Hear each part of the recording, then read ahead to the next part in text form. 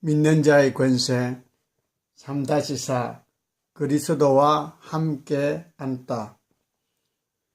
고린도전서 6장 17절에 주와 합하는 자는 한 영이니라고 하였습니다. 우리는 그리스도와 한 영입니다.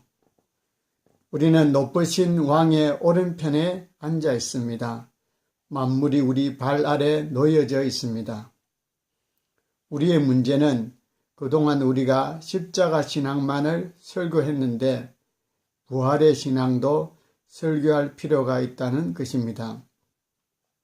무슨 말이냐 하면 사람들은 십자가에 자기들이 남아 있어야 한다고 생각해 왔다는 것입니다. 어떤 이는 성령 세례를 받고도 십자가로 다시 돌아가서 지금까지 거기에 머물러 있습니다. 십자가로 가까이 하며 우리는 찬송했습니다. 맞습니다. 우리는 구원을 받기 위해 십자가로 나올 필요가 있습니다. 그러나 우리는 거기 머물러 있을 필요는 없습니다. 자, 오순절로 성천으로 보좌 앞으로 나아갑시다. 십자가는 사실 패배의 자리이지만 부활은 승리의 자리입니다. 당신이 십자가를 설교할 때 당신은 죽음을 설교하고 있는 것이며 우리는 모두 죽었었습니다. 그러나 우리는 그리스도와 함께 살아났습니다. 그리고 그리스도와 함께 앉아 있습니다.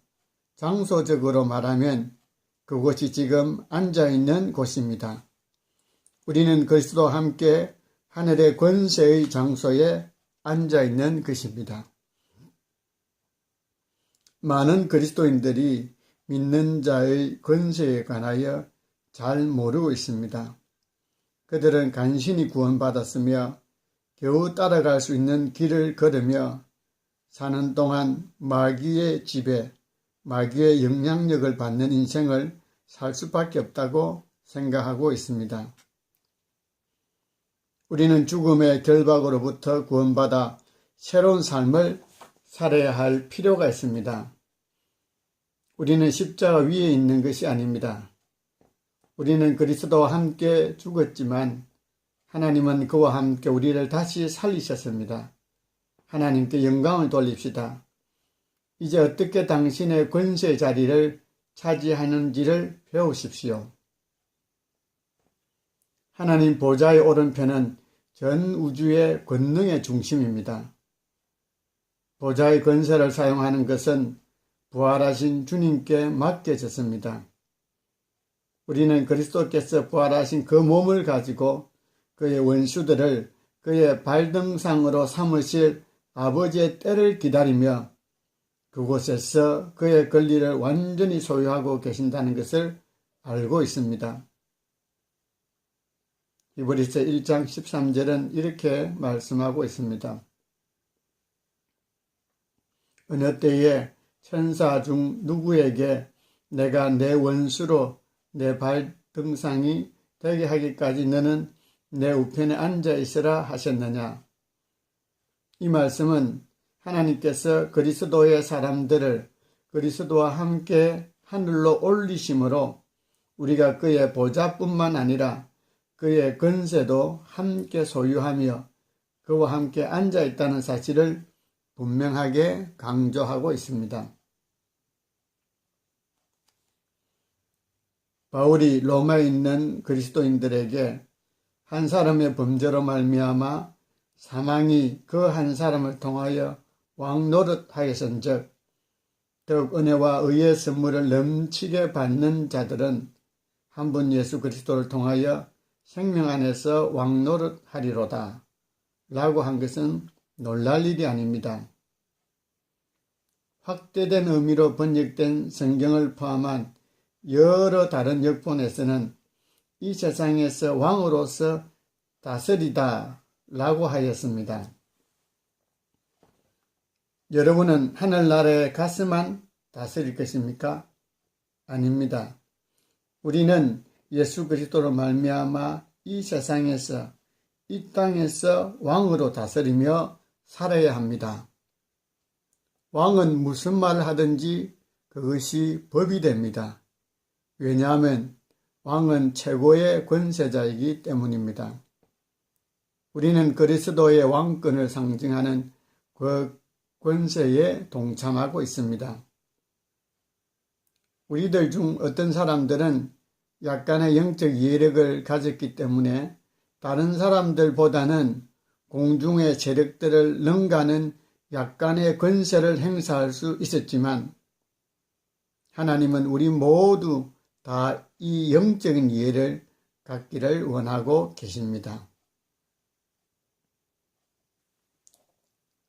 3-5 균형을 유지하기. 성령께서는 바울을 통하여 우리 모두가 지혜와 이해 그리고 마귀의 능력 및 인간의 마음을 끊임없이 조종함으로 생기는 문제들을 능가하는 권세를 가지기를 기도하였습니다. 교회가 균형을 유지하는 것이 세상에서 가장 어려운 일인 것 같습니다. 믿는 자의 권세를 포함하여 어떤 주제라도 극단까지 밀고 나간다면 그것은 해롭게 될 뿐 축복이 되지 않습니다. 금세기가 시작되기 전 오스트레일리아에서 사역을 하고 있는 도중 치유에 관하여 계시를 받았던 스코틀랜드 사람인 존 알렉산더 도이는 그의 평생에 대양을 여러 번 건넜습니다. 그는 폭풍우를 많이 만났고 폭풍우가 쳐들어올 때마다 그는 예수님께서 하셨던 것처럼 폭풍우를 꾸짖었고 그러면 폭풍우는 항상 그쳤다고 했습니다. 우리는 이런 이야기에 놀라서는 안 됩니다. 왜냐하면 예수께서도 내가 진실로 진실로 너희에게 이르노니 나를 믿는 자는 내가 하는 일을 그도 할 것이요 또한 그보다 큰 일도 하리니 이는 내가 아버지께로 감이라 라고 말씀하셨으니까요. 어떤 이는 더 큰 일이란 도대체 무엇일까 의문을 가질 것입니다. 자, 그러면 예수께서 하셨던 일부터 먼저 알아보고 더 큰 일에 대해 생각해 봅시다. 예수께서는 오직 선택된 몇 명의 사람들만 이런 일들을 하리라고 말씀하시지 않고 그를 믿는 사람들이 이런 일들을 하리라고 말씀하셨습니다.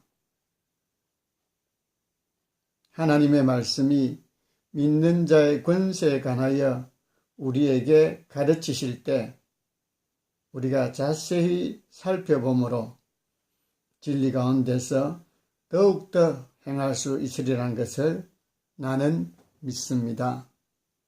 아멘.